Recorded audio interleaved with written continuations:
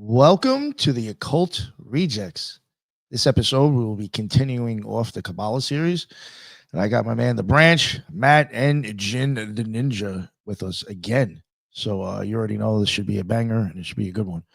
I'm going to introduce them and let them plug themselves before we get going. Branch, sir, please let everybody know where they can find you and your work. Hey guys, I spend a lot of time on Twitter these days as William Birkin, so you can find me on there. And the Grey Lodge, we host spaces each Friday, although we missed Jen and Solar this past Friday. It's nice to be back with him today. And you can also check me out on Symbolic Studies. Did a blurb on there with the Virgo symbolism recently, so that was a lot of fun. Right.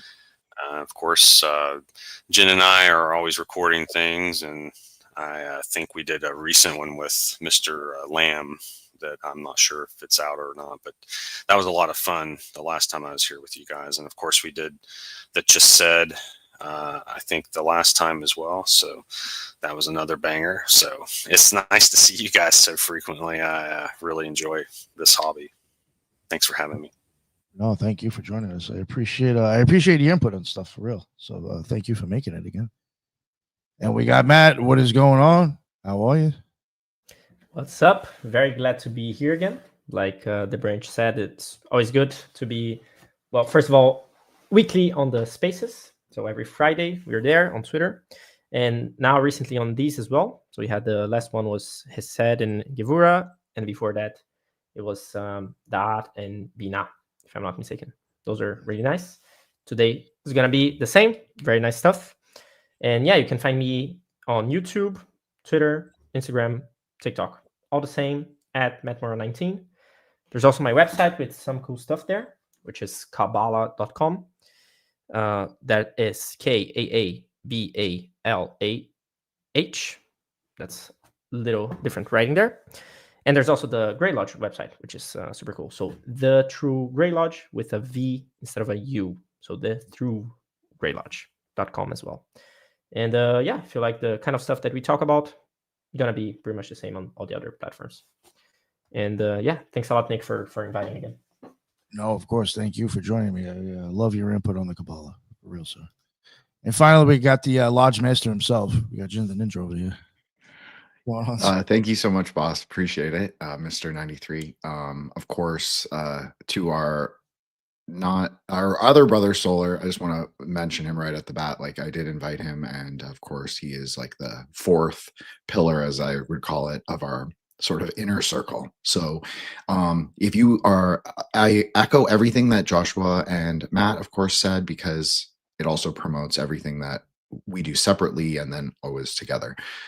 So I have had an amazing time doing those co-host spaces and now on YouTube. So as Matt said, like the True Grey Lodge, check us out. Meta Magicians for a new Aeon, very cool.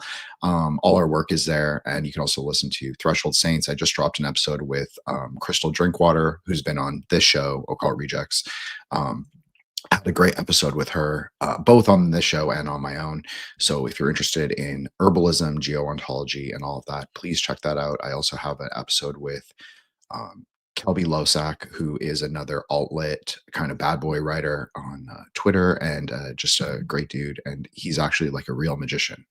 And so his episode will also drop this week. So just keep a lookout for that. But the Grey Lodge every Friday, YouTube, and yeah, that's where you can find us. And we're always doing either Friday Night Gnostic Mass or we do a series. So thank you guys.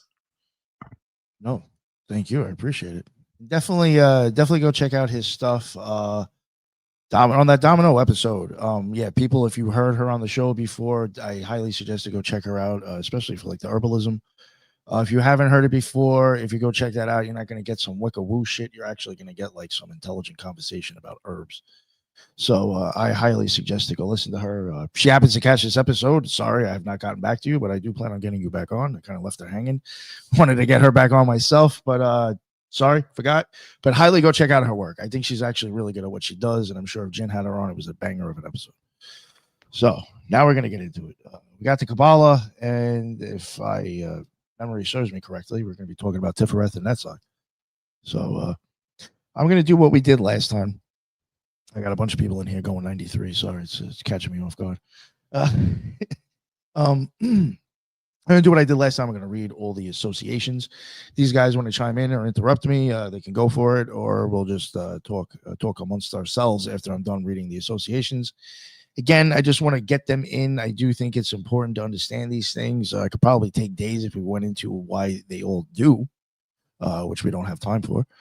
But again, I'm just mentioning it because I do think it's important to go back and try to understand and even maybe meditate on why are these associated with that. You know, many reasons, I'm sure. So now let me pull up my notes. All right, so Tiphareth, beauty. Tiphareth, the sixth Sephiroth, means beauty. It occupies the center of the tree's middle pillar. It is considered as a role as mediating intelligence, unifying higher and lower Sephiroth. Some call it the sphere of the Redeemer or Kether on a lower arc. Tiphareth can also, as has been said, lets us see the Father reflected in the Son. That's S-O-N though. The central mediating intelligence that connects all creation and integrates divine and human consciousness. The titles and symbolic images. One title to it could be a Zoar, Z-O-A-R, Anpin, the lesser countenance. Could be called Melech or King, Adam, the Son. The magical image is given as a majestic king. A child can be used, a sacrificed god, reflecting Tiphareth's three aspects. And Tiphareth also kind of has like a sacrificial, or kind of, my opinion, sacrificial Christ-like aspect used there. The divine name and archangel would be, I'm probably going to screw this up, Yad-He, Fad-He, Aloha Vadath, something to that effect. Or it could be, I don't know, some people could Yad-He, Vad-He, or Yehe, however you want to pronounce that. Sometimes people pronounce that a little bit differently. And that is meaning the Lord of Knowledge. The archangel is Raphael, angel of the sun. The corresponding order of angels is the Malachim, or the kings. And some people will put down that Raphael governs the air. And even when it comes to, I would say, like when you want to start looking at Tiphareth, or well, this one it can get confusing sometimes if you want to look at Kabbalistic and planetary stuff. I'm not sure if it's Tiphareth, it might be Mars, it might be both. Sometimes you can see contradicting angels because of the planetary sphere being a little bit different than kind of what they're using the archangel for on the Kabbalistic tree. The spiritual experience, past the planet and chakra. The planetary sphere is the sun. The virtue and the vice, devotion to the great work, spiritual service. That's Tiphareth's virtue. And pride is its vice. And the devotion to the great work is kind of the goal that is, centered around Tiphareth. The spiritual experience is the vision of harmony of things and the mysteries of the crucifixion. I would also say, I think a lot of cultists or ceremonial magicians would probably even say this is where you would come into contact with your holy guardian angel. Symbols would be the lamen, the symbolic breastplate, the rosy cross, the Calvary or crucifixion cross, and a truncated pyramid and cube. The tarot correspondences, the suit of sixes. Obviously, it's a six sphere, so that goes with that. And the colors, which I do think are interesting, actually. Absolute could be a clear rose pink. Bria would be yellow. Yetzirah would be a rich salmon or pink. And Asaya, however you call that, a golden amber. The psychological and spiritual function, Tiphareth can be seen as the focus of the higher self or individuality, the point where divine spark, Chesed and Gabur, manifests as conscious love and wisdom on the personality. Tiphareth is the keystone of the tree, holding the balance between all other Sephiroth. So, that's about all I got on the associations and the correspondences. I don't know if any of you wanted to say something, continue after that. I'm just trying to find a picture of the Sacred Heart that I deemed good enough to show for my example. But I'll start and just say it's so interesting. And Matt always says this, is that every time we decide as a group to discuss Kabbalah, the ideas sort of permeate the entire week. And so this morning, Joshua and I were even discussing what planetary correspondences we like for Raphael and Michael. And it is interesting that, Nick, you said that, is that Raphael can be associated with both Mercury and the sun, as Michael can also be associated with Mercury and That's the sun. exactly the two that get flipped around. That's why I was like, I think it's Mars or Gabor and the sun. Yeah, if you go by planetary stuff and then Kabbalah, I think it's like switched around. But it makes sense though, either way, the way they explain it. Absolutely. And it also is interesting because Raphael is the angel of healing. And he actually doesn't hold any martial implements. His implement is a fish and sometimes a scale, but it's not the same kind of scale that Michael holds. Sometimes Michael will also hold a scale, very interestingly, but different kinds of scale. The Raphael's scale is for the medicinal things, like measuring like frankincense or myrrh. Both of those resins obviously go. Yeah, exactly. He's a much more alchemical, maybe hermetic angel, where Michael is much more fixed, you could say, almost, because he holds in his traditional iconography a sword and a shield. So when that's very Gevurah and Gebula, right? Like, but meeting together in synthesis, it's the protector, the bulwark against the forces of darkness, plus the sword, the flaming sword that cuts them away. So, but then sometimes you will see him holding a scale. When you see him holding a scale, it actually makes him more Gevuratic. Even in like, I know we discussed this last time, and Matt's obviously Brazilian, but in Kimbanda, you will often see Saint Michael depicted as kind of the Lord of the Eshu when he holds the scale, specifically the scale, because he's a little more left-handed at that in that iconography, and less Tiphareth, less balanced, less like harmonious. It's not that he is, but he brings a more martial quality. And as someone who has some experience with the angels, I have to say that I never really like him for that Gevuratic association. I find it too hot of an energy for me. I'm just saying this is just my preference. I always found it heated him up too much. Yeah. So be careful with that. I prefer him more at a Tiphareth kind of a more neutral place or a more balanced place.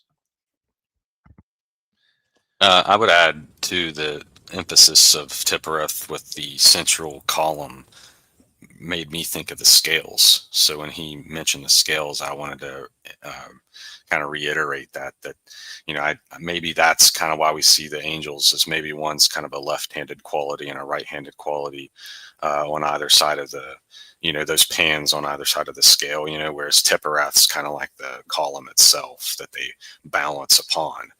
So maybe, that's some kind of reference to maybe how that judgment is discerned, because the sword a lot of times too is used to point to each letter of the law, kind of like the pointer fingers you use when you're doing Torah study.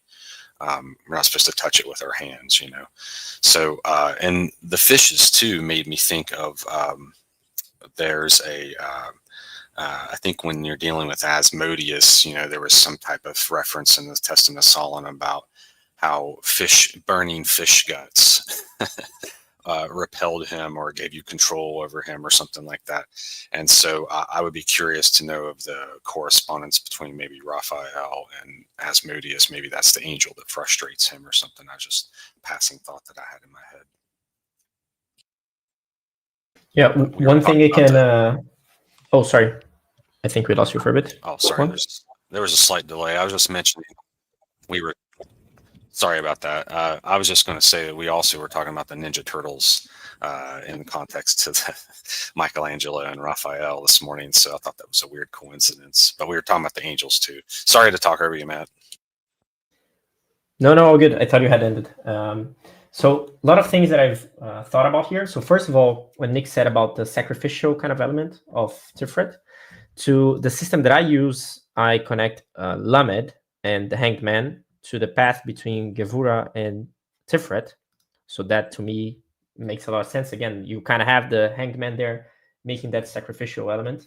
which would also be Libra. So again, talking about the scales and everything. About the associations that can be different, I have two ways of thinking. So first of all, I talked many times about this. I think I talked here as well, but in the spaces, there is this idea that the tree can change not only with time, but maybe through the perspective. So for example, if you want to create a religion out of someone, that person will be usually, or that thing, whatever, will be usually at Tiphareth. So then again, we have the importance of Tiphareth being the center of the tree.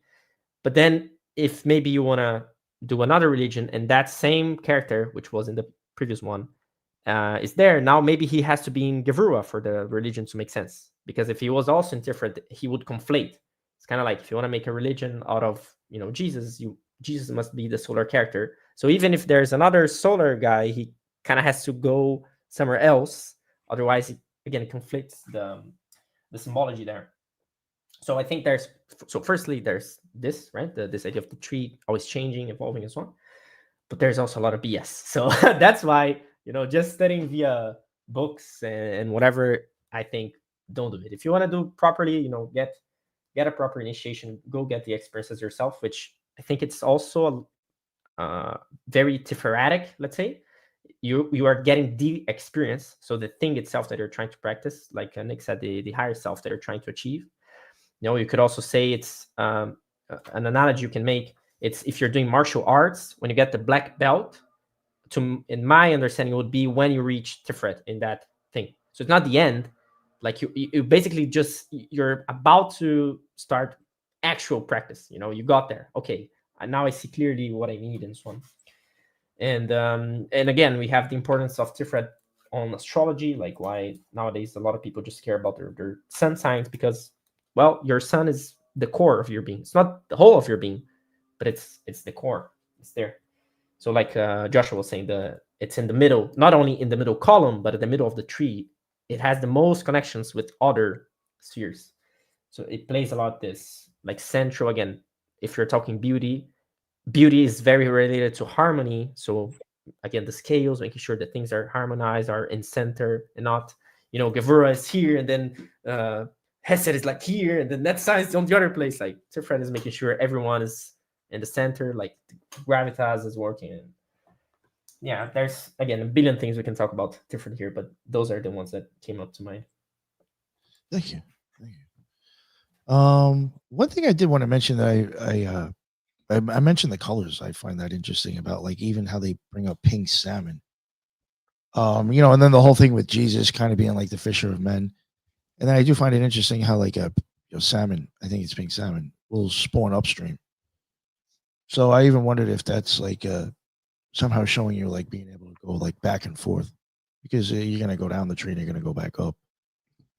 Sometimes I do think Tiphareth like might show like it's kind of an area maybe like you hit a switch to where you're gonna start going the other way, or almost like where I guess the AC/DC switches in electricity or something like that. So I've looked at it like that, or thought of it as possibly like not like I hate to say frequency or like a vibration or like a state of mind you even have to be in, or your intentions, or where your mind is even at to even go any farther.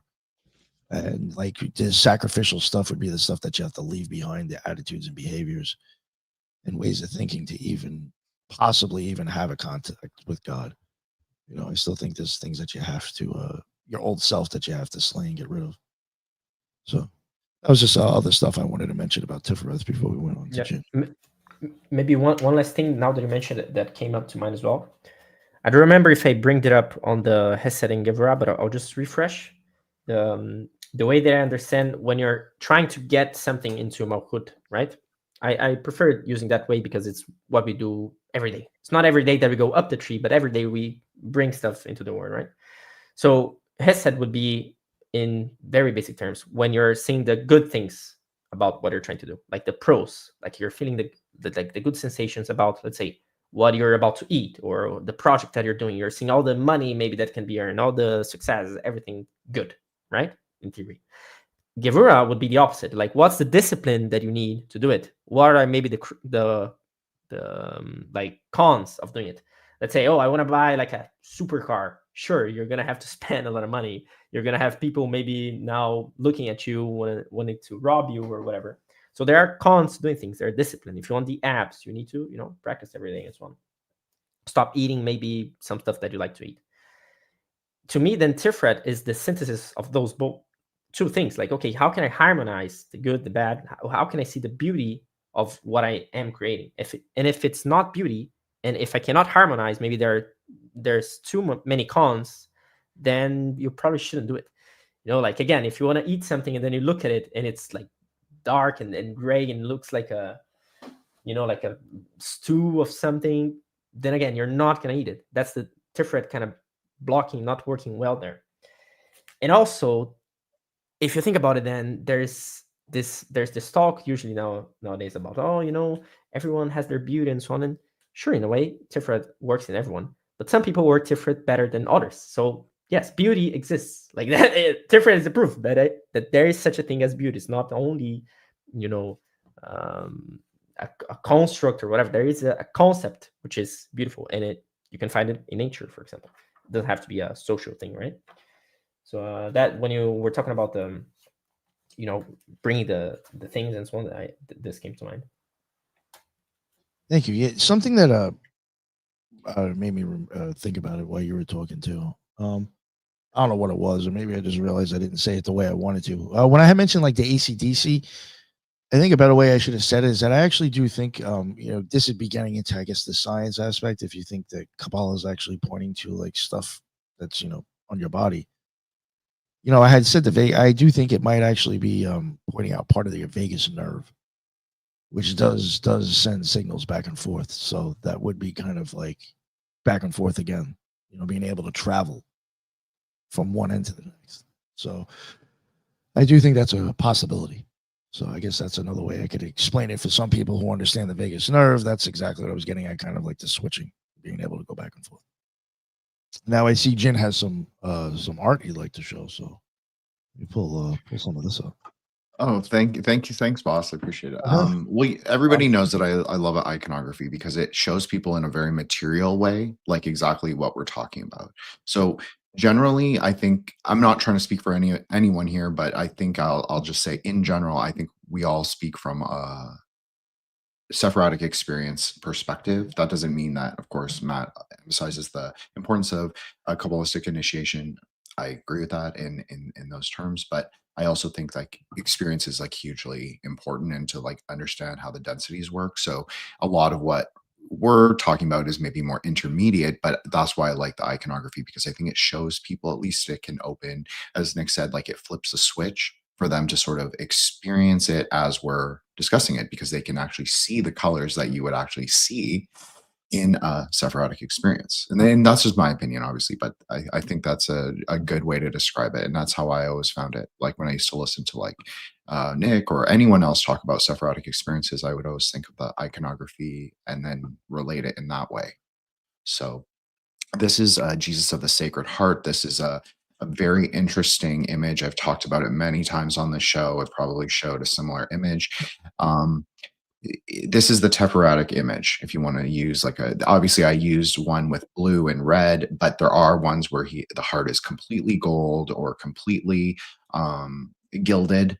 This is obviously gold is the alchemical metal of the sun. Of course, Matt discussed on the importance of Hesed and Gevurah together. That's really what Tifereth is. It's the forging of the fire, but you also need water in all alchemy. It's not just fire. Fire's one transmutation, but water is another. But it's in their synthesis. So people are going to say, okay, well, you can't synthesize fire in water. Well, actually, you can. It's in plasma, diamond thunder, lightning.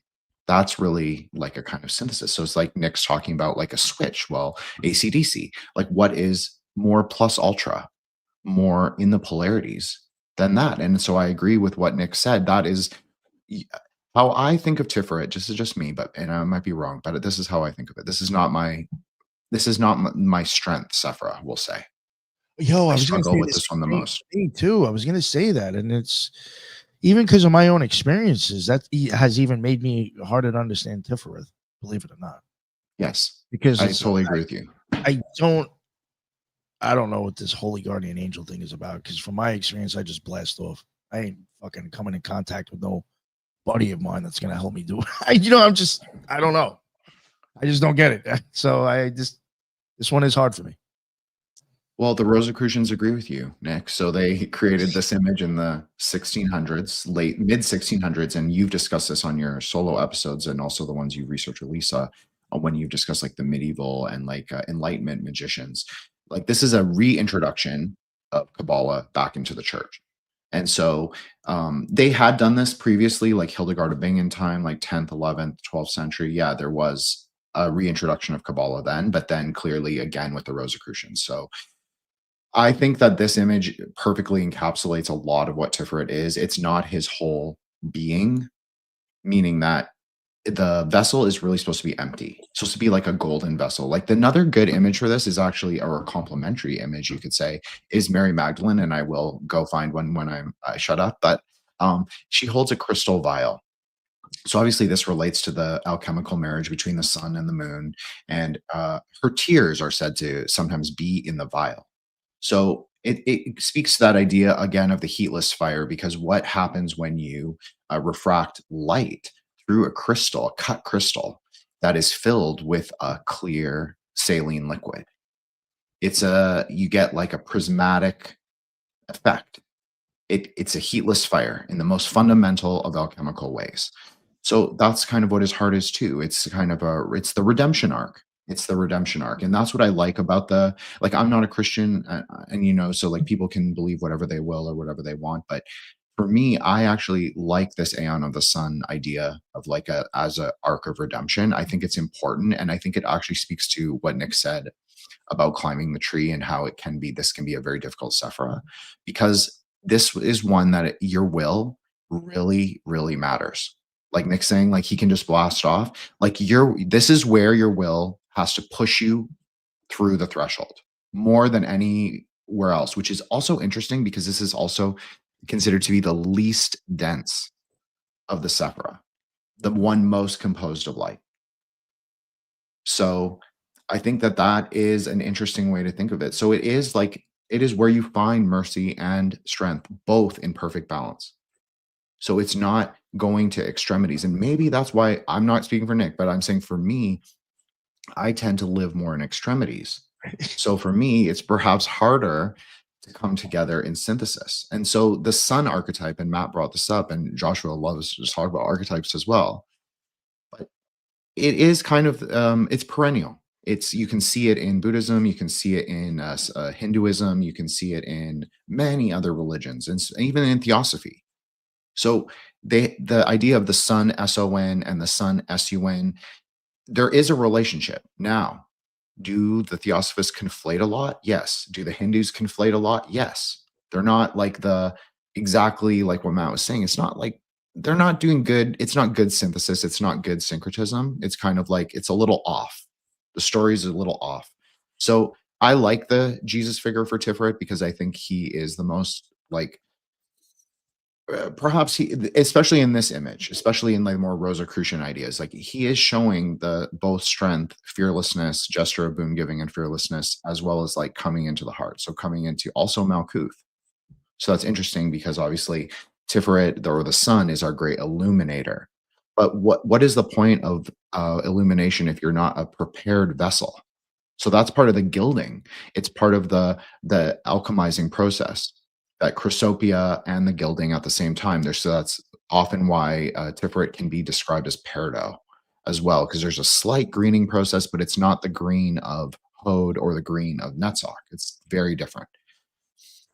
And so I just think that that's also interesting because it's the preparation and it goes into the vessel. Well, the vessel is empty, as I said, but what is emptiness? Emptiness is just masslessness and luminousness. Everybody's heard me say this 10 million times, but that's really what it is. So it's not where his consciousness is.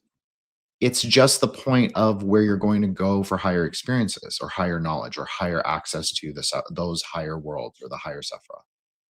So in many ways, you can say that we have to prepare ourselves very much on the material world by balancing ourselves, by softening our sharp edges, by embodying those. I'm not saying again, I'm not saying be Christian, but I'm saying that there's elements of the Christ-like figure who is a good balance of both. And so maybe that's a preparatory technique to take us through Tifereth.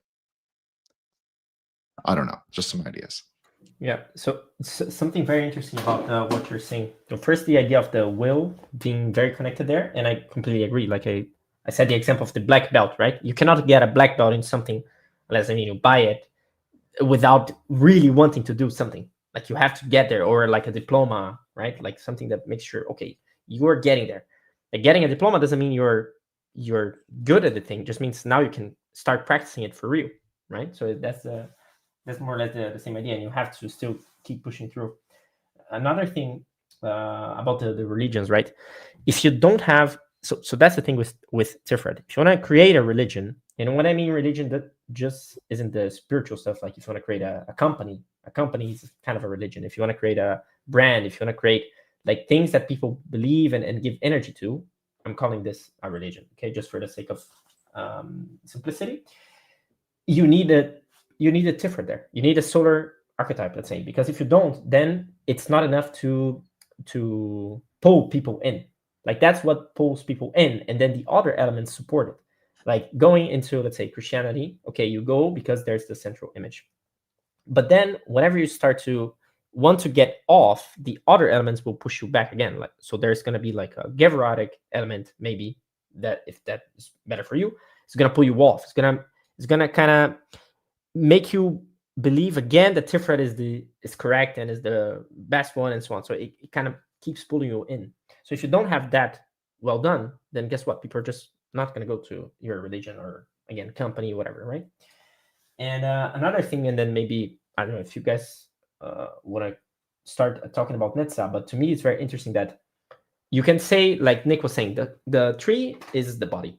Okay, you cannot say that is the thing. The tree is the body. It's the first thing that we can correlate to. And in a way, you can put Tifereth as being the heart, right? So it's the center of the body and so on.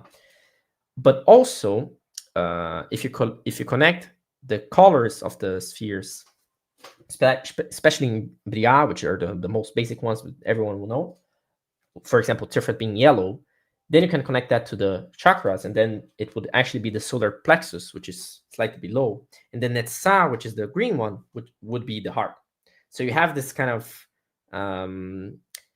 also like people connecting Netzach, and we'll get to it, to like Venus and this kind of beautiful things. But then again, beauty is more related to Tifereth. So there seems to be this kind of exchange there, which to me makes a lot of sense, because when we think about basic colors, we have, when we are talking about painting, so usually in school we learn about like blue, red, and yellow, which by chance, right? By chance, it's Hesed, Gevura, and Tifereth, just by chance. But then when you come to the computer, for example, because the different ways the light has to be computed, you have actually red, green, and blue.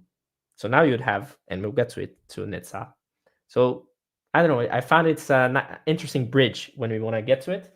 This kind of correlations the two of them have, or this kind of mix and match that I was thinking about here when Jin was speaking. I like that. Yeah. Oh, sorry, Nick. No, go ahead. Sorry. I just want to say, yeah, I agree 100% with what Matt said. And even if you don't mind pulling up the two other images that I have, Nick, it'll show exactly what Matt's talking about. So just think of it in terms of all the colors that we described. So he's the lion head deity. This is Naram Simha. Usually he's depicted as actually eating a demon on his lap. So you can see like the viscera and all the intestines and stuff. And like the walls of the palace are covered in blood, because he actually drinks the blood of the demon and then he starts eating the gods. That's kind of the story. So he's here depicted with his wife, who can be said to be Lakshmi, who can be said to embody Venus. So I think that's very interesting. And she's also wearing a pink sari. He's obviously wearing the green around his waist. He's obviously wearing gold. He, there's a lot of Tiferetic things in this image, I think. And his fault as a worldly hero is his ego. So this is kind of the flaw or the beast. You could even say like he's a demiurgic figure. in some ways of thinking. In a Buddhist way of thinking, he's a demiurgic figure because the kingdom is his, but what happens is a king turns into a tyrant eventually as they sort of grow into that Saturnian mode. And so that can happen to him. So he has to be kind of liberated from the cycle, but he's also part of the cycle himself. So that is, I think, a big part of why Tifereth is both complicated, but also some people get very stuck there. So like Crowley, I think, is a good example of this. Like, I am the beast. Sure, you are the beast. 100%. I totally agree. Like, we are the dragons, if you want to call it that, ourselves, or we embody those qualities at least. Maybe not physical, like we're not all Nagas, pun not intended, but but in a way we are the dragon, so we have to kind of rise up into higher consciousness. But if you already attain the kingdom, attain sort of the mastery of the lower worlds, or what you perceive as the mastery of the lower worlds, of course you're going to want to experience more and more of its pleasures, more of its delights, if you want to call it that, and more of the taste that exists within it. You're not going to actually want to go higher into formlessness because it's just too good. So that is one of the, I would say, pitfalls that's described in this image in particular. And then if Nick, if you don't mind doing the last one, then we can go to Netzach. I'm sorry, guys, or if Joshua has anything to say. I like this image, how it has the gold and the pink salmon in there. Yeah, I had a comment actually. Oh, on that image? Go for it. On the image prior, actually. The Christ. There we go. I just wanted to point out, like in this image in particular, where we see the crown. Of course, this is an artistic interpretation, but we do commonly see arcs in that image there. And of course, we're always talking about archangels and, the degrees of the arcs and all, and each angel is represented by a different arc. So there could be some extra stuff encoded in there, depending on what the math is that we're looking at right there. And of course, I agree that, he is the Kabbalah tree in this essence, right? We got the crown and the heart.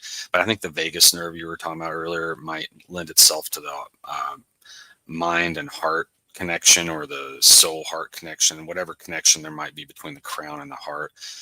There's a meditation by Master Chokkuk Sui, I think his name is. He does a meditation on twin hearts. And I know that really emphasizes the heart and crown, but he places a great emphasis on pink light also in the meditation. So I thought that was curious when you mentioned that, Jen. It made me think of that meditation.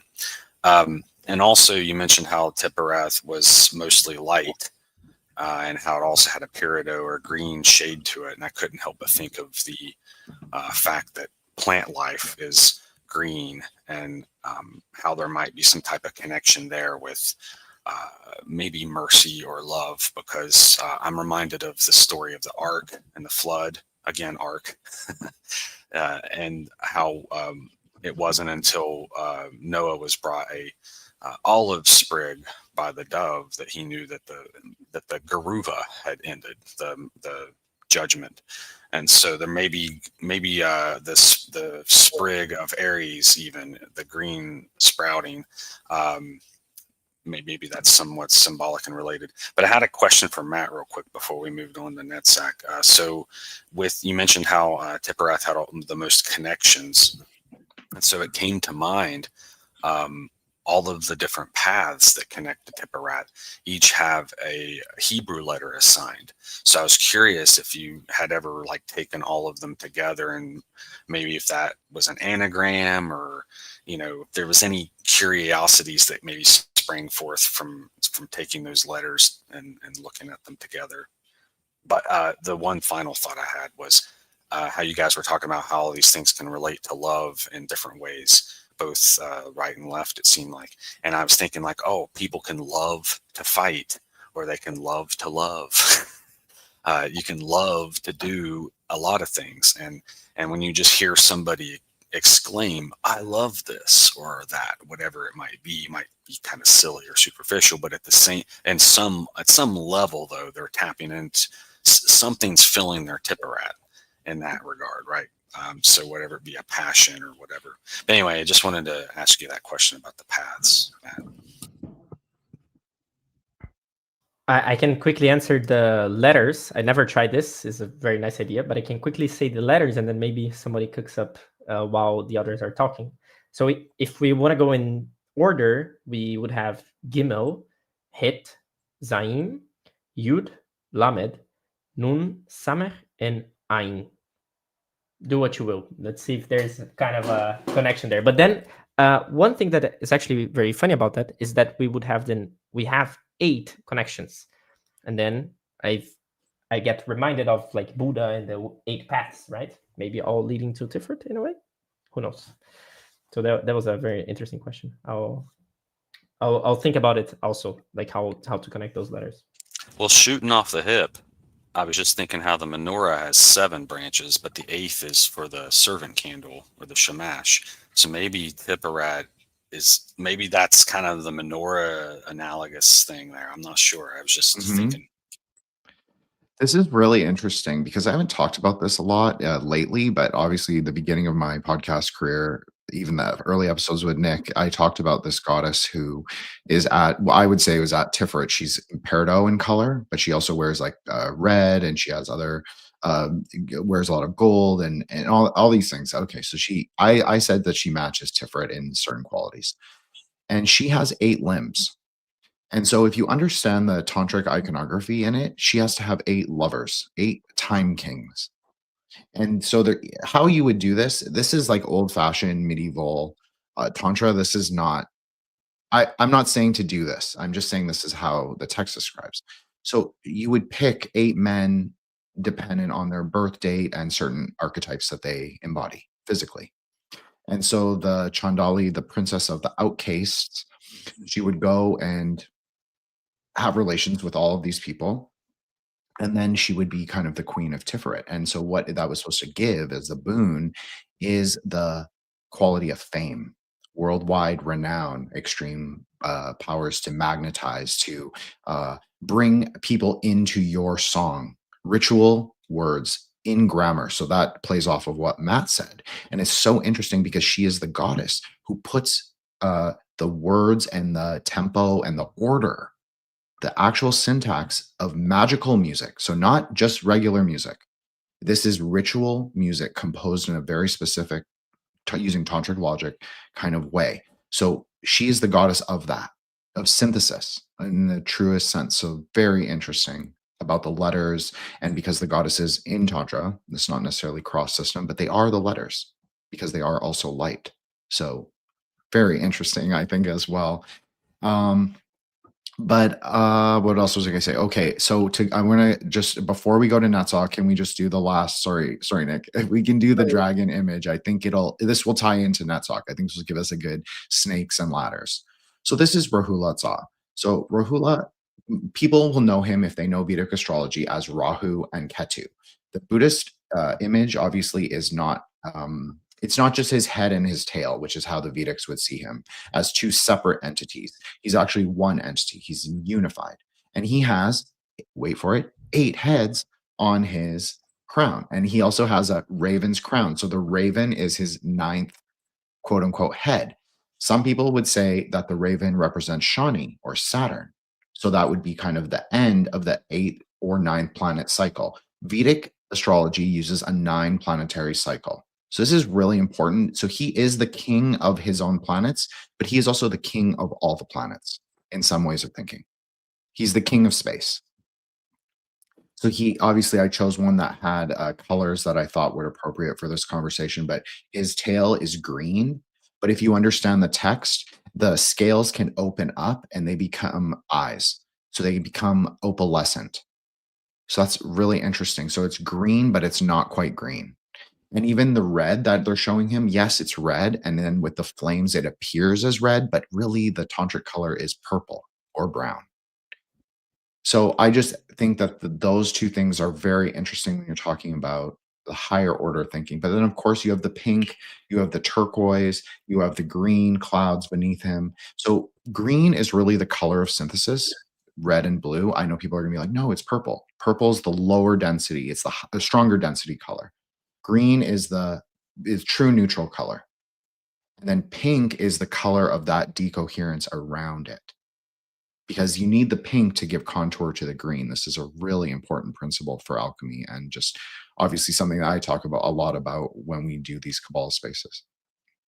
And so the pink is not the truth, but it contains the truth because it gives contour and context to what arises in it, which, if we go off Matt's example and say it's the water, or no, excuse me, not the water, the letters, there's a language of fire and there's also a language of water.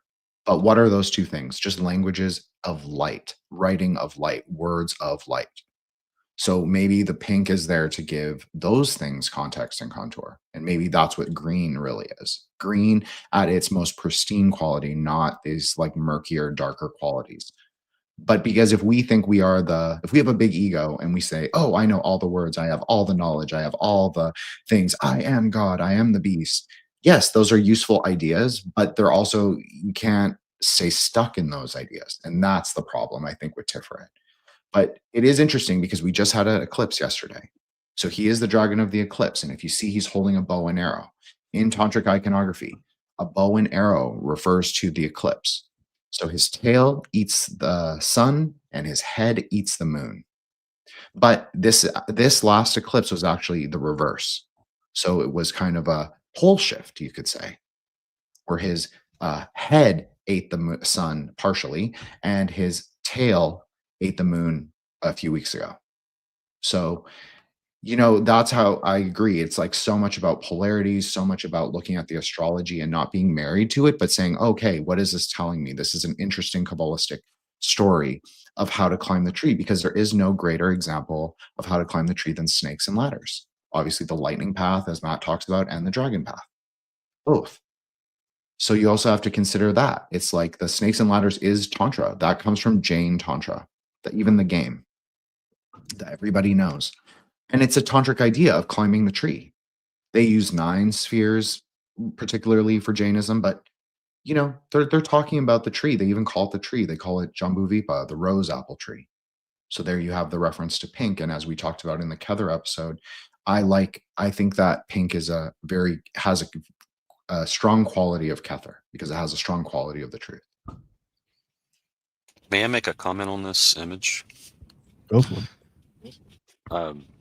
It reminded me how we were talking about the synthesis of fire and water earlier, and just mulling it around in my head, it reminded me of that silly social media post that you see sometimes where tourists will buy grilled water, and it's got like seasoning and stuff on it, but it's also got a smoky flavor. And so it reminded me of the smokiness of Rahu and all that you talk about a lot. And then when you mentioned the scales also having eyes on the bottom, I noticed Matt included the list of letters there. And the last one is Ayin, which is I think, right?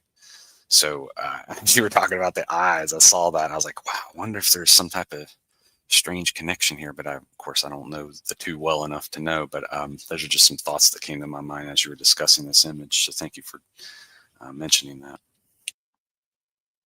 I've got one last thing, and I'll be quiet. I promise. There are 64 letters in Tantric alphabet. So you could say the Sanskrit alphabet has 64 letters, but it's really the Tantric idea of the alphabet has 64 letters. So that's obviously Tiphareth and Hesed, if you want to think of it like that. But it's also like the 10 and the 1. So the 10 is also the 1 because 0 is obviously empty, not nothing, empty. And so he is said to also have 108 extraneous eyes. So this is really interesting because in Tantric astrology, the sun is actually assigned the number 9. And I've always thought that perhaps maybe they just flipped it. Like maybe they saw a 6 or whatever. They saw the image of like whatever that is, even like whatever a 6 even is. And they just flipped it over. And so they made it the 9 instead of Yesod.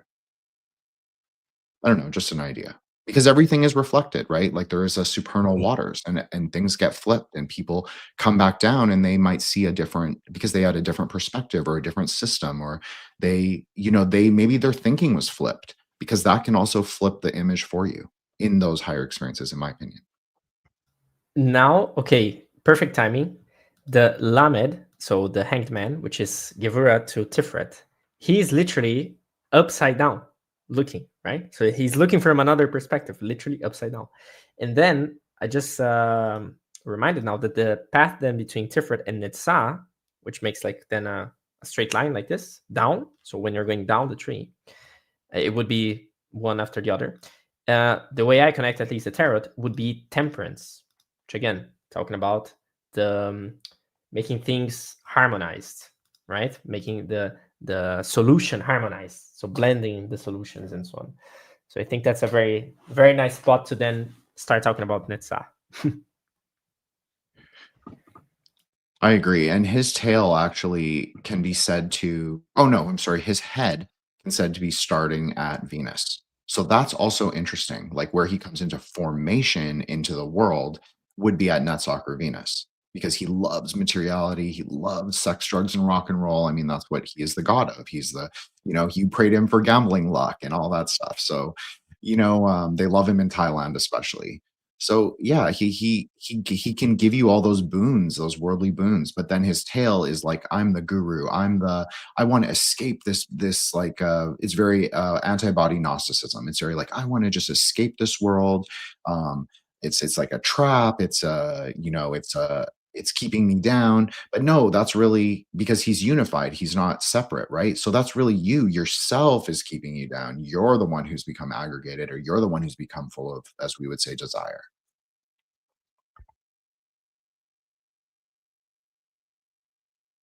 Thank you, sir. Anybody else want to? Oh, do you have another image too, Jen? Did you want to show that? Yeah, I thought this would be the perfect entree into Netzach, because I say that so this is Mary Magdalene. She's holding her crystal vial. You can't really tell, but she is wearing very good Tiphareth colors, if you want to say that. And she is also has the white, and there's the pink roses, and then the green leaf of Netzach. So she's standing upon the garden, you could say. So she's very literally like an illuminator, a luciferic force, maybe you could even say, of from Netzach, but she's not fixed in Netzach. Because I for me, this is just for me, but and obviously I think the three of you also know this is like, I don't agree that the daughter is the same as the mother. So for me, the archetypes are different and distinct and should be distinguished. So she, for me, represents the daughter archetype, meaning that she can come up maybe through Netzach, maybe through the saint's path, you know, depending on how you understand that, the path of the Zadi. So maybe it's different than the hero, but she still comes up into that role, that Tiphareth role, but her role is hidden. And that's also a quality of pink, is it's not really real. It's a crystalline color. It's a prismatic or spectral color. So it's actually a color that you could say comes from God, if you want to call it that, himself or whomever, because it's very much something that our mind places upon something that shouldn't really exist. It's almost like a crystalline, spectral, as I said, color. It's almost electric and alive. So I just think that she's a cool image. And obviously you can say her and Jesus are married, and then that's obviously alchemical wedding stuff. But I'm not saying it literally. I'm saying it just as like it's kind of a meta cosmology. Like you can just use the idea of the story. They don't have to be married. They could be the Sizgi. They could be, you know, there's many interpretations. Or some people would even say, I don't believe this, but some people would even say that Mary Magdalene is Jesus himself, just dressed in maybe a hermetic garb. I've heard that. I don't agree with that. I'm just putting it out there that is what some people think. Okay. It was a humiliation ritual. And one thing I find interesting with this is you're saying she's married, her hair is braided. I know in some alchemical texts, if their hair are kind of like, you know, flowing, it shows them untamed and not married. So, yeah, there is something. I would also like to mention, we have the Holy Marys, right? I think there's 3 of them, but Marys usually are a word that refers to the sea or ocean, bodies of water. And so just now I was thinking of the Holy Sea, and how the church is the bride of Christ and all these things. Well, Mary Magdalene might also be the bride of Christ. So there might be some wordplay going on there.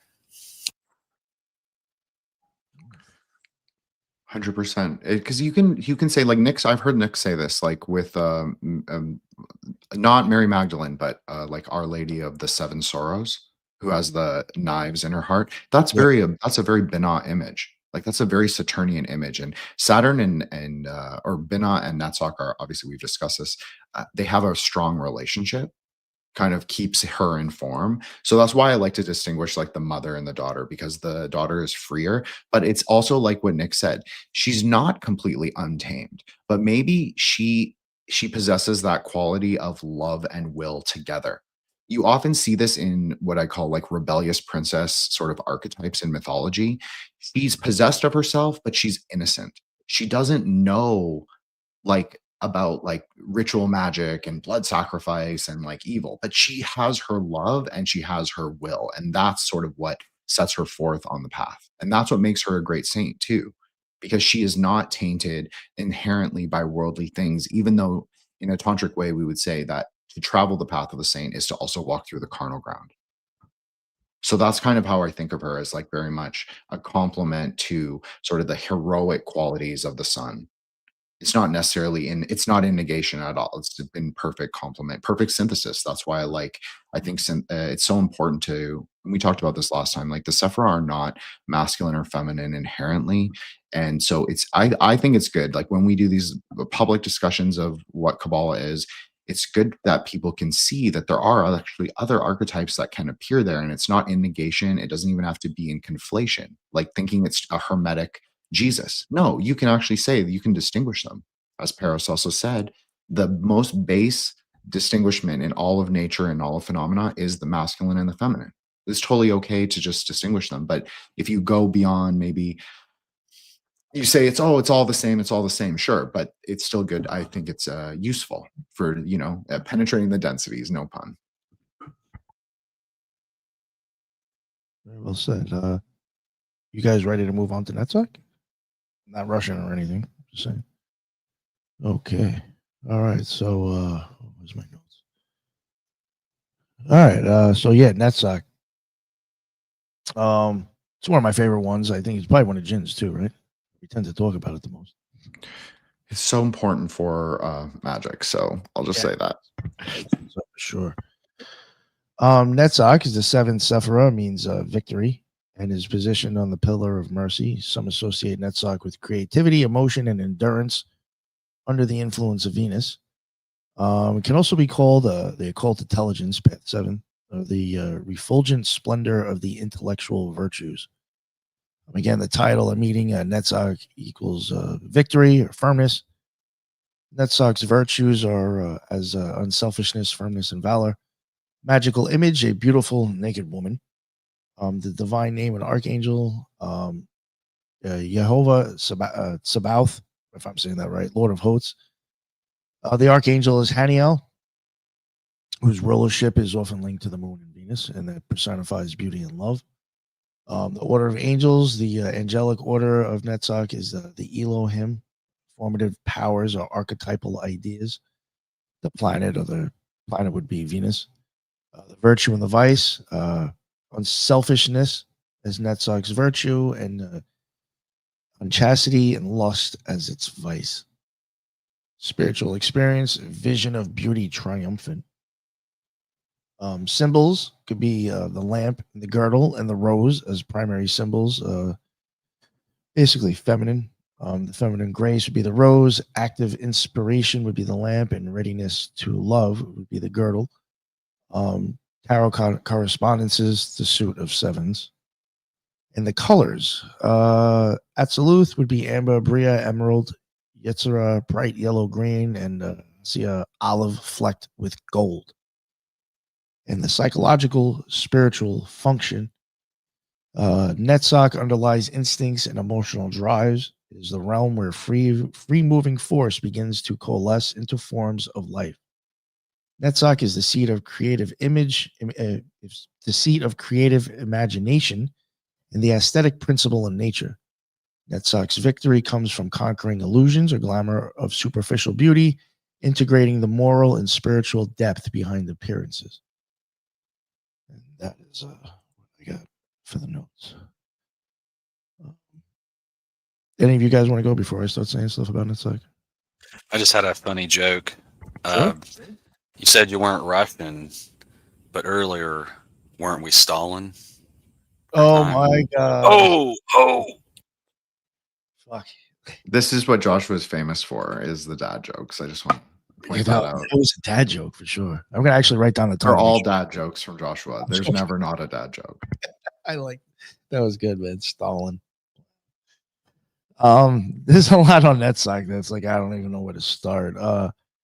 One thing I will I do you know, in this, if you were to read into it more, when this goes to sphere 8, there is like a rainbow that's supposed to be like, you know, going from one to the next, or it's supposed to be like sending out. It's the best way for me to explain it that I can remember. So I do even think like all the visual colors go with Netzach. I guess what I want to try to get at here is like sometimes you will hear like Lucifer even associated with this because of Venus. And I do think you can have both in this sphere. And I do think, you know, the spheres do have technically both in a sense, the male and feminine aspects. That this I would say is like kind of like, again, I almost use the light bulb example. I could see the vessel, and the way it looks would be like Lucifer's light shining, and the feminine energy is going to put it into whatever vision that makes you fall in love with that image. It's what captivates your eyes. In my opinion, with this sphere, looking at it in this reality, which is one of the reasons why I really like this one. There's so many different ways of looking at it, but I do think it can get very deep to the extent to where it's actually kind of like the false reality that you're falling in love with in this world. It's the beauty of the like what, however, like again, even lust. I mean, obviously, you're gonna lust a person who's that looks appealing to you. You know what I'm saying? There's going to be certain visuals and certain aspects, maybe even the sound of the voice, whatever, something in this reality that's going to catch you and get you stuck on that. I do think to an extent that is kind of like Netzach working. I think to a certain extent, I would even say like a vice of this would be like, you know, falling in love with this world completely and being, you know, shut off from the idea of God and all the materialistic things that would go along with it. But like that's, and I do even think it has a lot to do with the eyeballs in itself. I actually think part of this that would even go back to the eyeballs, to where I would even say if we lived in a black and white world, I think things would not look as 3D, as realistic, where it would really catch your attention. I think it's another thing I was kind of going back with the whole rainbow. I even think like the ideas of colors to give depth and perception and to really give things a detail is what mind fucks you, makes you fall in love with images and things. Because I always say, in my opinion, I think if you want to have a magical experiences, you got to close these eyes and shut off this world and go somewhere else. It's, I think, opening up your eyes and loving everything that you see is the vice. It's a little deep and a little extreme, but that's how I look at it. I do think if you're living in this world with your eyes open and you're in love with it, you are under some sort of Luciferian control. You know, that's my opinion. I agree, Nick. I think the Tantra explains, like, I think it agrees with you 100%. Like when we talk about the images, I won't right now. I want to hear what Matt has to say, but yeah, I think that's a lot about what it is. There's a higher and a lower force immediately there, right there, and so that is also a trap. That is also like a klipa, like very, very obviously. Like, do you get stuck in the matter? Like, I'm not saying I'm not a reject matter person, but I'm also right. Like, I know you're not either. It's like, but we're saying non-extreme. So it's not about like the full embrace of like materialism, but it's also not about necessarily it's not about worldly spiritualism either. And so that's a big part of it. Like you see a lot of, especially like in Tantra, you see a lot of like black magicians using Venus as kind of like a very important idea because she's the great boon giver. So she can give you all the material pleasures, but then who's the planetary intelligence, if you want to call it that? It's a male figure. His name is Shukra, and he rides a white horse. And so he's like the king of the world, the great sort of pleasure king. That's even how he would be described in Tantra, like Pema Gyalpa, like a worldly king who sort of brings with him like all the luciferic pleasures. and then she can be higher, but when she's here, it's like exactly like what Nick said. There's even an icon where she's looking down at her reflection into the sort of ocean of gems, is what it's called. So she sees her reflection, and it's so beautiful that she falls in love with herself. And so she doesn't want to ever leave the eternity of the fortress, like the mother of the fortress. She never wants to go because the world is really a reflection of her, and she's so beautiful.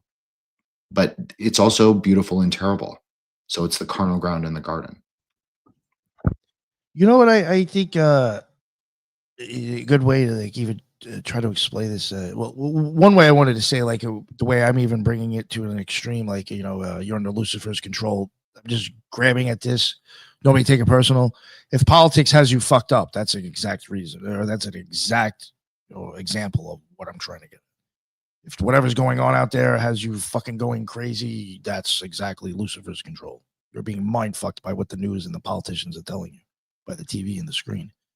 When it comes to, I guess, like even it could work both ways. I think depending on how you're looking at it.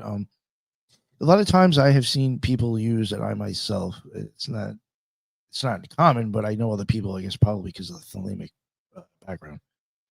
Hathor would sometimes be associated with Netzach, and people would use Hathor.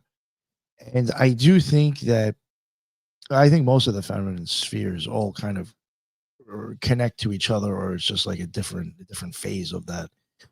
And with Hathor, she is associated with having a mirror, like you just said. You said something about a reflection. She has a mirror and she has a sistrum. That is sound and sight.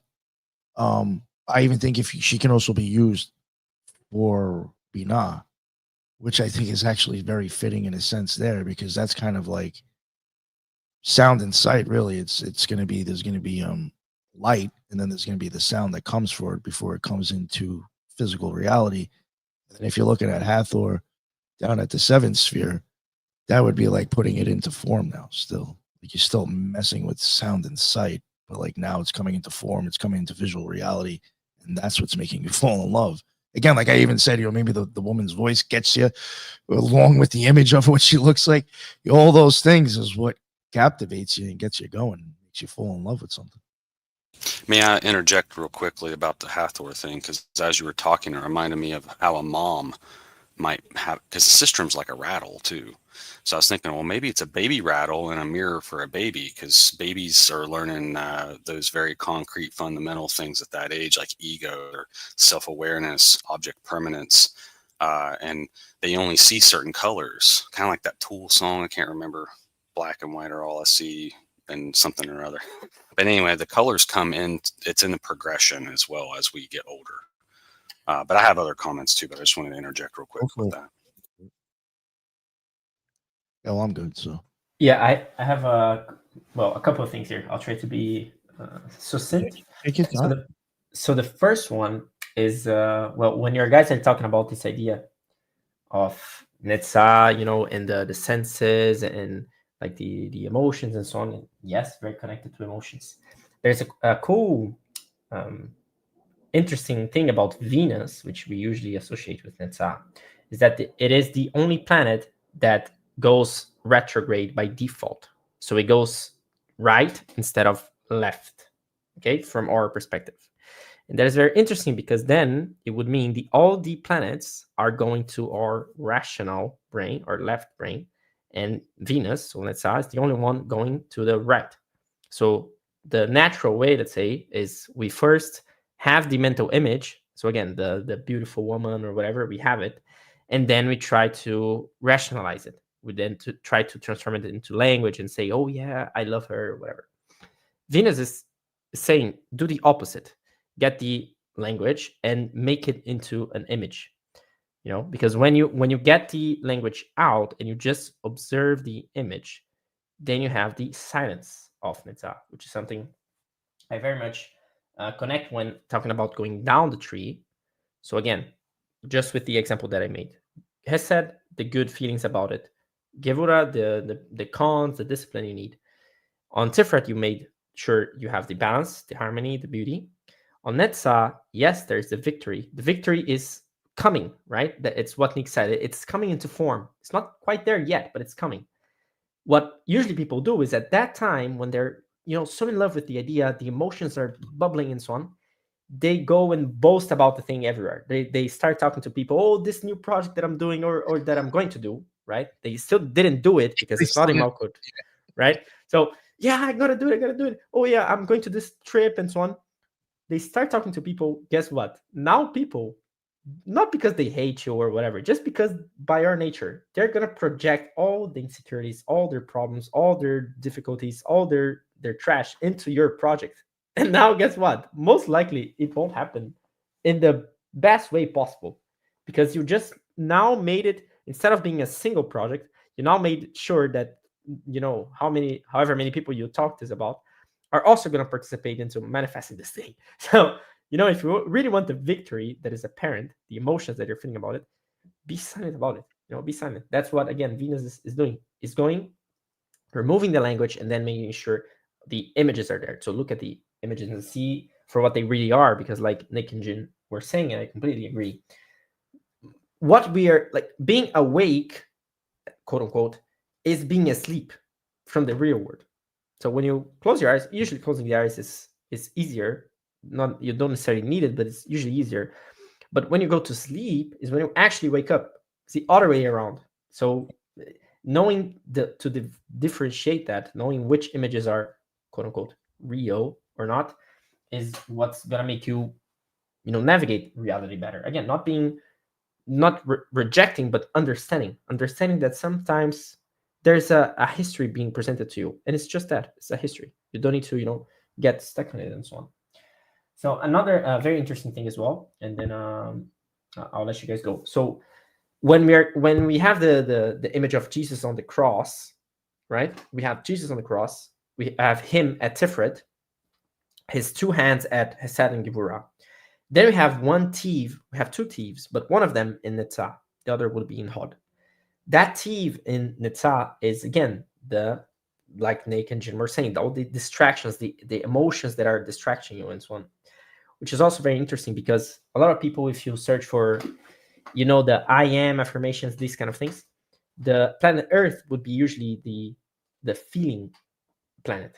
So many times we are stuck here by feeling and not by rational, not by logic. Like we think we are super logical and so on, but most people are really at the feeling step and let's say stuck on that, on what they're feeling.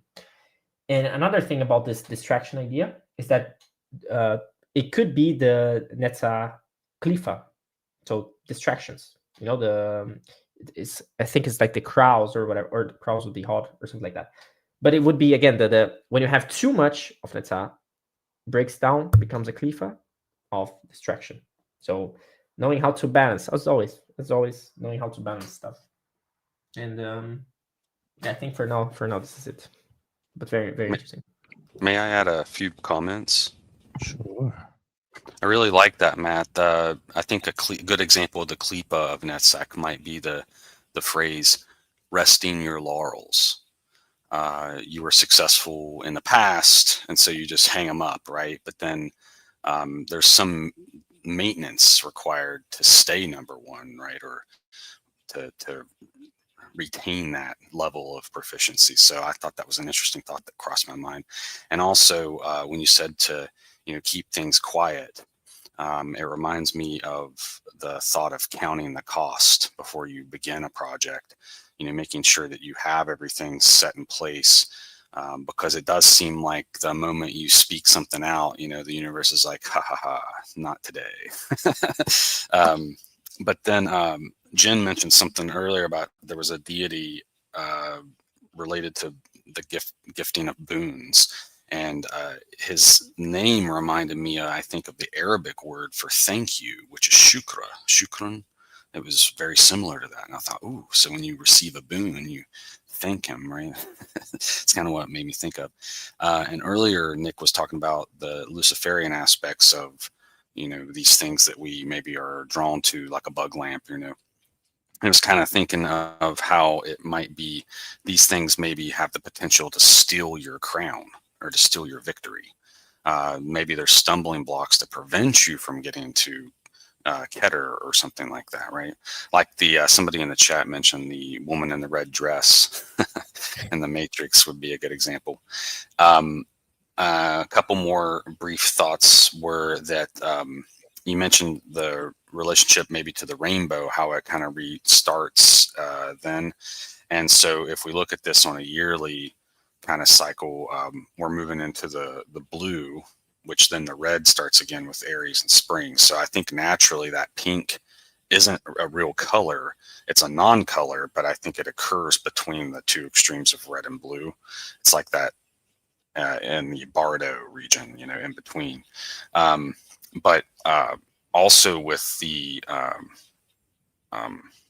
victory associated with this feminine figure reminds me of the verse in Genesis where the prophecy is given when they're at the tree, no less, that the woman's seed will crush the head of the serpent, but it will bruise the seed's heel. And so we look at this right foot crushing the head of the serpent as maybe being the Netzach element, the right pillar, but instead of the arm being the leg instead, right? And so we got the Pisces at the feet. So we got a fishy type element here. And so I can't help but think of some of the references we see sometimes to like the bottom half of the person being fish legs or tentacles or something like that. So you could almost imagine this verse seeing like a Melusine Starbucks figure kind of doing the same thing. And then the one final thought I had was in the Sumerian context, a way they kind of expressed Netzach, I think, was speaking the end of something at the beginning. So it kind of relates to what we were just talking about a moment ago, Matt. Like these deities would proclaim what they were going to do. And it's like, just try and stop me, universe. Not only am I going to say what I'm going to do, but I'm going to say how it's going to end. And so that's like a big stamp of authority, you know, but to a level that we can't seem to maybe appreciate as much. But that's something that these deities would do on occasion, would be like to declare the ending at the beginning, which is what exactly this prophecy from Genesis is kind of referring to. It's something that's declaring like the end at the beginning. So thank you for letting me weave on that. Let me just jump off something Joshua just said about Shukra. So Shukra used to give the boon of immortality. That used to be like the quality of Venus, was to give the power of immortality. And so everybody would pray to Venus, the planetary intelligence, Shukra, for the boon of immortality. So you would never die because it is eternity in and of itself, right? So, and then the other gods were like, you can't do this because you're disrupting like the karmic cycle, samsara. And this is like important for like the purification of the self or whatever that is. And so yeah, I agree with you. There's something, and Venus moves counterclockwise. Someone in the chat mentioned this, and then Matt responded to them.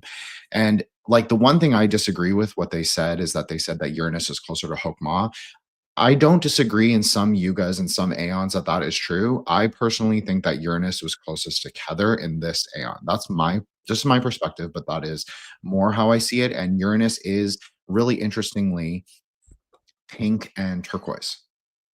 When they show it, I'm not saying it is. I'm saying that when it appears from NASA or whatever, the space agency, they show it as having a high quality of pink, or a pink ray at least in it. So I think that can also, you can also say that that's an allegory to maybe something that they understand, or that we should understand, or something that you see. Because if you've had Sephirotic experiences, these are things that you actually can see. I'm not saying the planets themselves, but ideas, colors, of course, densities. Like when you look at planetary densities, like they are a sphere. They're often like, they'll say like gas, liquid, ice. So it's all the alchemical transmutations, right? So there's a lot of alchemy in what a planet is, and it's an aggregation. It's all together. It's formed into a full density.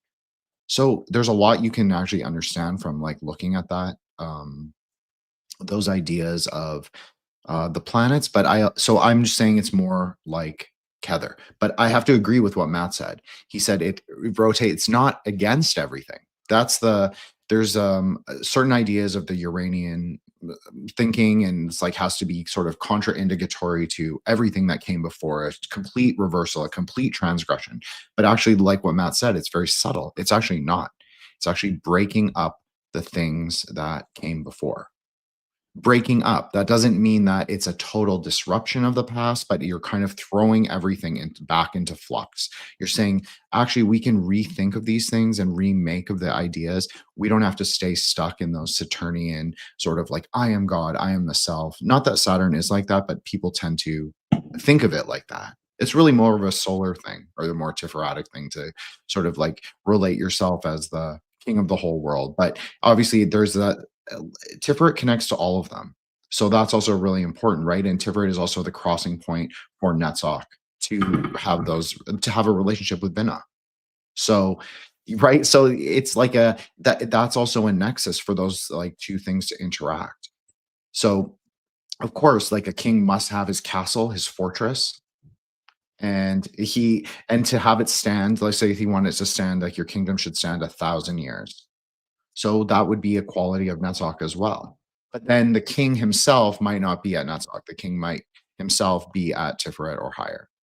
So just some ideas. But I have iconography, but I don't want to, disrupt people's flow. I just want to say that from Joshua. Yeah. One thing that I reminded as well, I think Joshua brought up the idea of, speaking when we were talking about Tiphareth, about saying like, oh, you look beautiful and so on. So this kind of what you're saying kind of shows from which sphere you're operating through, right? And I completely agree. If you're someone which constantly says like, oh, things of love, but also of beauty, like somebody which is constantly saying, oh, this is super beautiful, oh, you're pretty, and so on, talking about aesthetics, also a little bit of ethics, because Tiphareth is kind of trying to balance things out, make things right, and so on. You would be talking from Tiphareth, and then from Netzach, it would be more about the feelings and emotions, right? So if you are constantly talking about, pay attention to this. A lot of people will say "I think" many times, which is more hot, and a lot of people will say "I feel" a lot of times, which is more in Netzach. So you can pay attention and say, okay, they're more like this and like that. Or if they always bring up emotional, like relationship things and so on, is again more related to working through Netzach, which is it's a very interesting thing to see if you can pay attention, because not only makes you be present, right? Because you have to pay attention, but then you see, oh, okay, they're operating from that sphere. That's interesting. Matt, are you saying something about your elder brother here? No, I'm just saying in general. I'm just kidding. I use a lot of "I think," for example, and then I notice it, and I'm like, okay, I gotta use other spheres as I know. That's interesting. All the time. No, I totally agree with that. It's the Yesodic Netzach connection. It really gets you stuck in your feelings, and it's rough because it's like, if you are like, I'm a much more Hod-like person. We've discussed this before, because Hod is part of Hesed, like both of them go really well together. So, but there's the problem with that is that you're still you're still not quite balanced. Like you're not really Tipharetic even if you're just playing those spheres, even though they appear on opposite pillars, you're still not quite meeting in synthesis. You're quite at extremes. So you'll hear me say "I think" a lot. So absolutely, I agree with that. That is how I sort of want to articulate the world, at least. Which is a feeling, sort of a midway point to say "I want." It's very there's something very Venus about that as well, or Netzach. But I agree, and I think that it is being about conscious, aware, and present of like our words. And it's so interesting that space came up, or like the sound, at least, because sound is really capturing the 5 elements in space. Space obviously being the 5th element, but you can always say that is also the mind. And I think that makes sense for most systems as well. So if you don't mind, Nick, if you want to bring up one of the images, I will start at the sound thing, because I think it's really interesting. So this is not the usual tantric goddess associated with Venus. So let me just say that this is a much more, I wouldn't say secret, but it's more of like a jinn. It's like a deeper tantric understanding, we'll say. So you can see she has very Netzach colors. She has the red sari because the Mars always keeps his eye on Venus, right? He loves Venus so much that he keeps his like effulgent flame fixed on her. So it's really interesting because on Tuesday nights, she is propitiated as well as Friday nights. So she is the evening star of both Mars and Venus, interestingly. And her head, we were talking about like being transfixed into the luciferic sort of emanation of light. Well, her head is a boar. So a boar represents ignorance.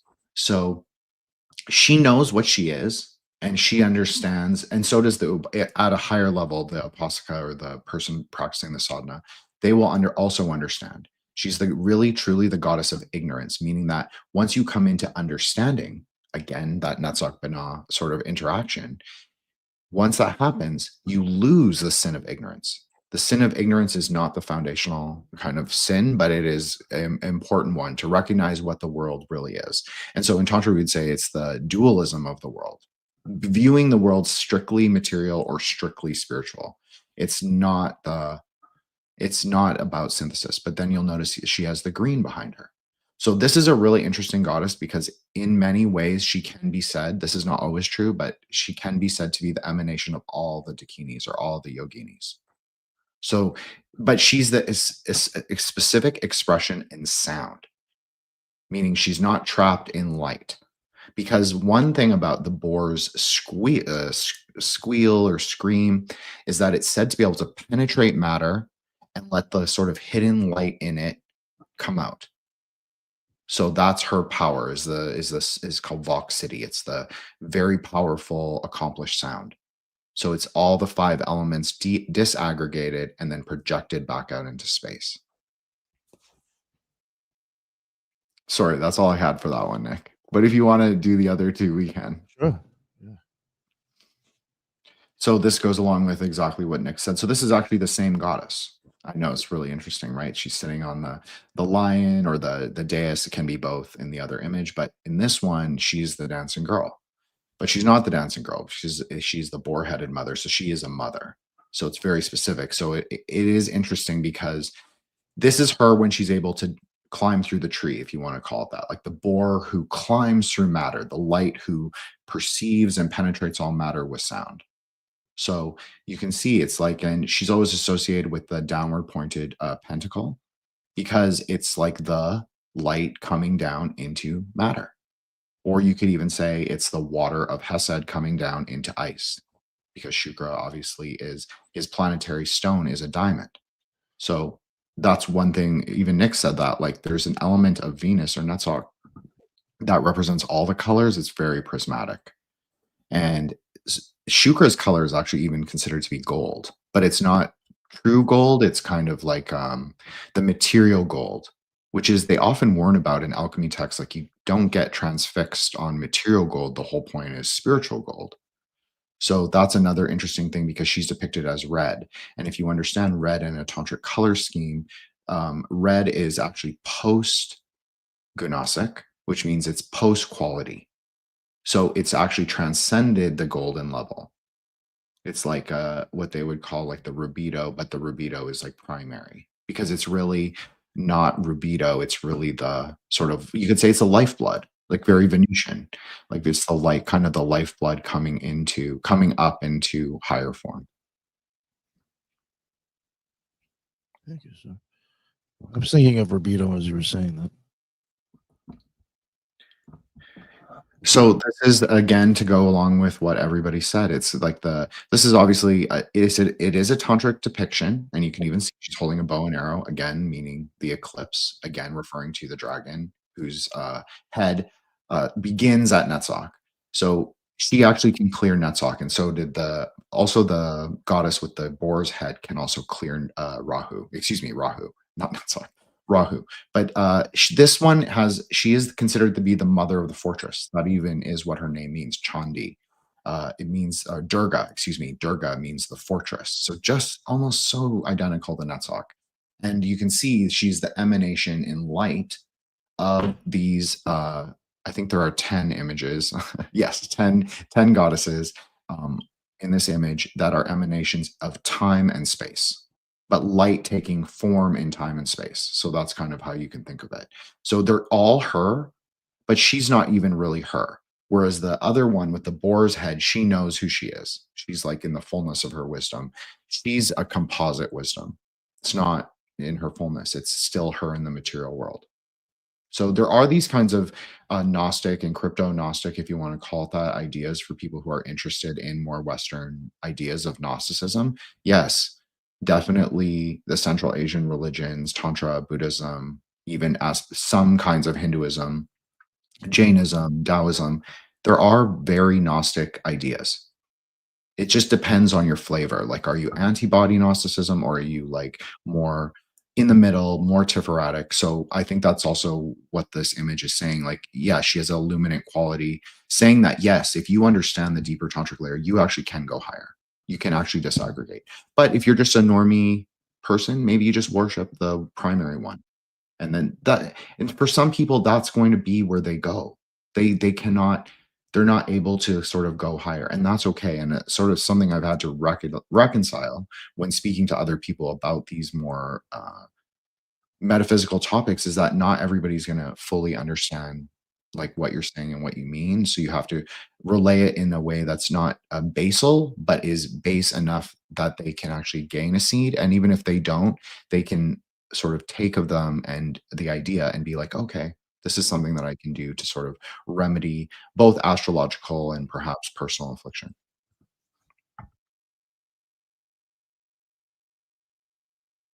Thank you, son. Something I can bring up Oh, here, as Jin was sure, saying, please. and I got reminded. So there is a lot of, well, first of all, you can be initiated into any of the planets, right? But usually it seems like Venus is a pretty popular one. Let's say you have like Orphic initiations. You have in Egypt, you have a lot of Venusian initiations, and so on, so on, so on. But what then I got reminded is the idea that when people say the morning star, right? Like even Nick was talking about Lucifer, and then I this reminded me as well. So people say, "Oh, the morning star," and then most people, because they read in a book or they read somewhere, they'll say, "Oh, it's Venus." Oh yeah, but think about it. What is the star of the morning? What makes the day be the day? The brightest star that we can see is literally the sun. It's different. It is a star. First of all, it's not a planet, and it is the brightest. It is the one that illuminates everything. Sure, if you go see Wikipedia, they're gonna say, "Oh yeah, but because you saw it and so on," it's whatever. First of all, Wikipedia is not a initiation, like documentation or whatever. It's just whatever people write there, right? But if you think about it this way, then again, connects with this idea that it's not that they can be interchanged, but they have a pretty good relationship, the Sun and Venus. So again, Tiphareth and Netzach, all these correlations that we were talking about, the colors, how some people sometimes change one with the other, or how in Tiphareth we are talking about the beauty, but then in Netzach we are also talking about Venus, which is also kind of beauty, like Aphrodite, these kind of things. So there's this kind of mix and match between the two, which is well, not that crazy if you think about it. All the spheres kind of contain the whole tree inside of them, and so on. And Tiphareth and Venus are quite close, so that's a very interesting thing to pay attention as well. And one last thing, the path we're gonna get into the next time, which is Hod, but the path between Netzach and Hod, at least in the way that I use, it would be the star, which again, very interesting. The Venusian initiation would be understanding your star, like what would make you become a star. On the Greek stories, Zeus would create stars and constellations for the worthy, right? So for an animal or for a hero, like you have a lot of constellations about, Aldebaran and Perseus and whatever, because those guys were worthy of becoming a star, right? So what makes you then worthy of becoming one? What is your, let's say, quote unquote, purpose here? That's one of the true Venusian initiations, which is something to ponder, to think about. I think that was so interesting, everything that you said, Matt. And I had a point, but now I've forgotten it. But the relationship between Tiphareth and Netzach is extremely important. And you can even say, and we talked about this with Mario on the episode. I don't know if Joshua was there. I can't remember. I'm sorry, Josh. But I'm sure you have spoken to Mario about this yourself, but there's an element of Venus where at the midpoint of the day at noon, hey, Sarah, one of my favorite people, Venus appears at the apex at noon. So it's kind of the demarcation. This is just a Vedic idea, Vedic astrology idea, but it is interesting that it kind of demarcates that sort of, again, that sort of, the way the cycle works, because it's very much tied into seasonality. Oh, this is what I was going to say. So you were talking about beauty, Matt. So this is how I've always distinguished them, and this might not be to everybody's flavor, but I think I can make a strong case for it, is that the beauty at Netzach is natural beauty. So it's the beauty of the garden, it's beauty of the natural world as it is. And the beauty at Tiphareth is actually the synthetic beauty, not necessarily negative. I know people have very negative ideas of that word, but I'm just talking about, like, I'm talking art and architecture and the higher order thinking. Now, those things, of course, can become klipothic, can become institutionally decayed. They're subject to the same forces that we are. So beauty is subject to the same forces that we are of time. But it's also a really important sufferer for higher creation. It can be if you do it on like more of a mass civilizational scale. It's not so much the independent artist. It can be, but there's an element of it that's much more rooted in kind of the world of man. That kind of beauty. It's high beauty, but it's like if you go to the Louvre, that's very, I know that's not the only one, and I know Matt just visited the Tower of Pisa, and he didn't find it. I don't want to speak for him, but he didn't find it he was underwhelmed, we'll say. And that's also like an element, like people project their ideas of what beauty is, what higher order thinking is. And so through sort of time, I guess, is that we look at those things and we say, actually, it's not that impressive. Actually, I can build something better. Or actually, my ideas are actually maybe, let's test them. Let's prove them in the world, rather than say like, oh, we need to be fixed. Like the Tower of Pisa is it. Like that's it. Like that's the, seventh wonder of the Western world. And that's as high as we can go. But I don't personally believe that. I don't think Matt believes that either. I don't think any of us do. Yeah, the Pisa Tower is very overrated, to be honest. Just full of tourists. Was there anything else that any of you wanted to add to Netzach? I think that was a lot, actually, that we all said. I would just add that, like, victory in all of its different forms, whether it's the three people standing at the victory podium, bronze, silver, gold, the Nike emblem, all that stuff kind of makes you think of victory, and so just kind of wanted to reference earlier when I said rest your laurels. They would give the victors a crown of laurels, and in the Bible there's distinctions made between a victor's crown, who wins the race, as it's referred to a lot of times, your labor in the world. Then there's also the crown of authority, so there's Roman crowns of different types too, that are kind of given depending on what the distinction was. But I just wanted to mention that victory is kind of a nuanced term, and the crown often gives you a reference to what the victory is.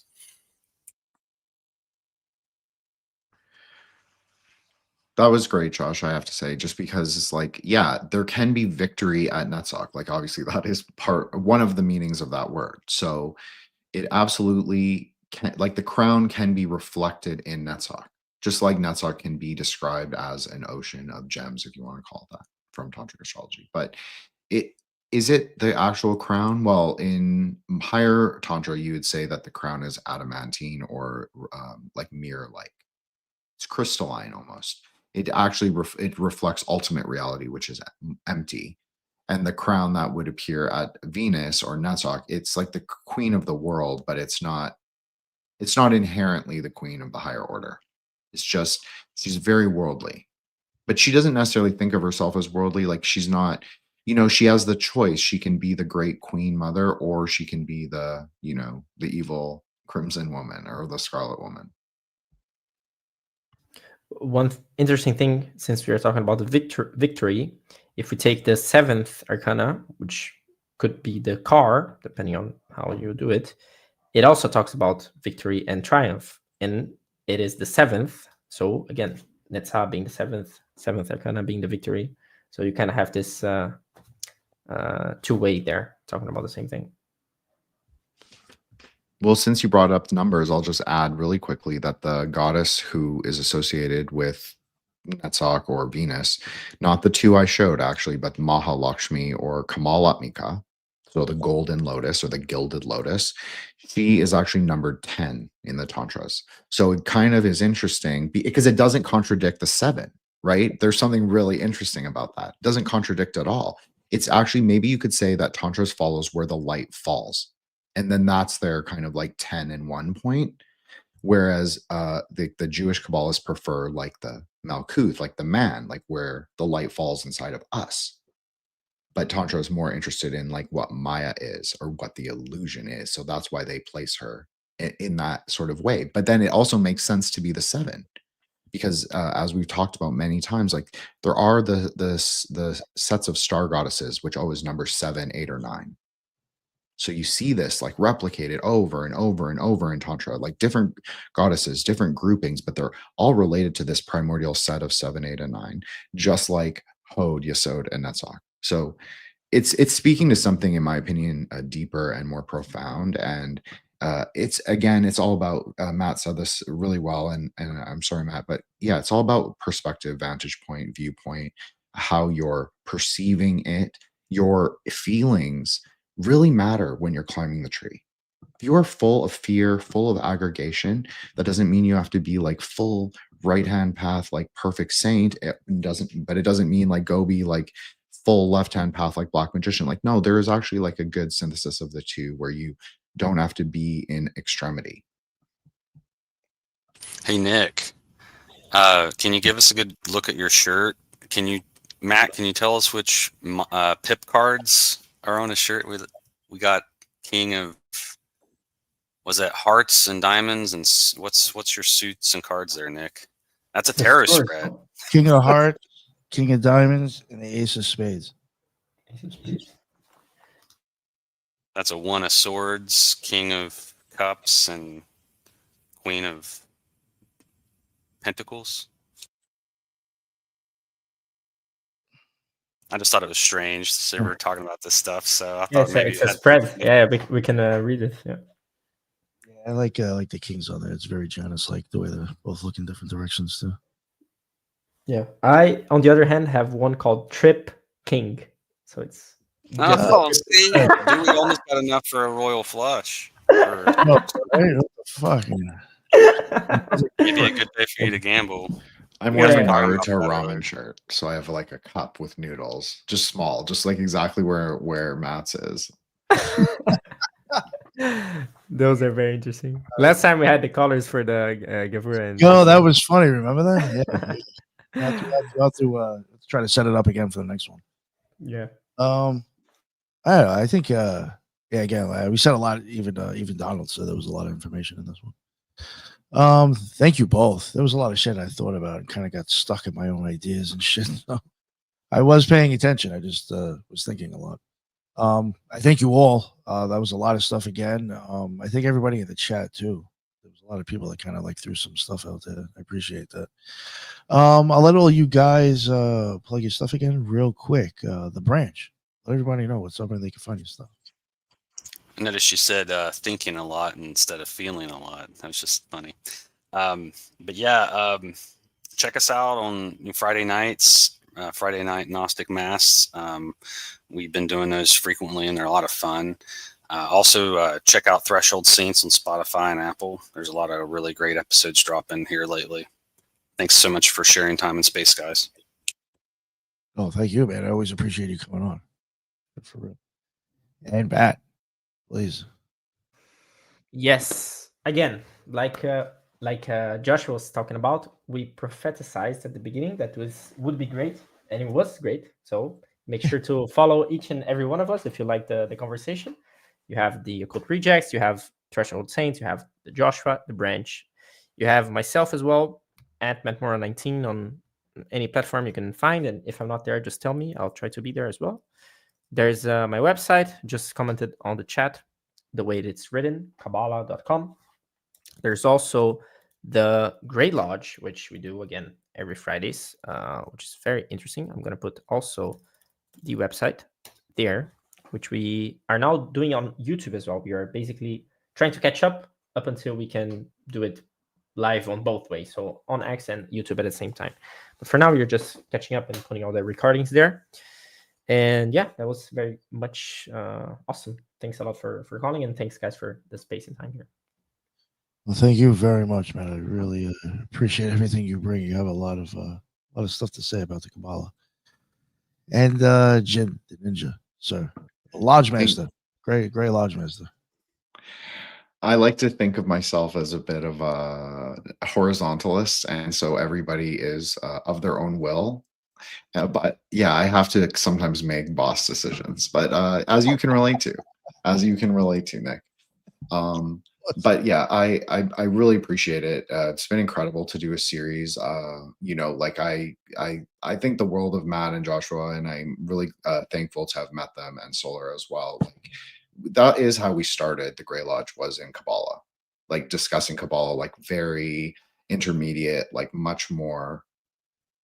I don't know. I was trying to do something different. I was like, with like, you know, like fuck all this stuff about conspiracy theory. Like, let's talk about like serious like meta mythology using the Kabbalah, and let's like just get into it. And so I was really lucky that I had 3 instant brothers that sort of came up at this similar time. So yeah. So you can follow us at the True Grey Lodge, of course, with a V.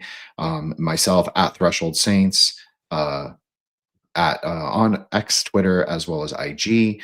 Yes, my account's still there at Wukong Reborn. You can follow it. It's just I'm just quiet right now, and but that's always an option. But yes, Threshold Saints, thank you so much, Joshua, who has an episode, 2 episodes coming up. I didn't forget. And also Matt has an episode with Dapper Zan on the music of the spheres, the music of the Sephira. I didn't title it that, but the title is really good. So I hope they'll appreciate it when it drops. So that will happen next week. So thank you so much. Yeah, Crystal, Drinkwater, Domino, RXXX.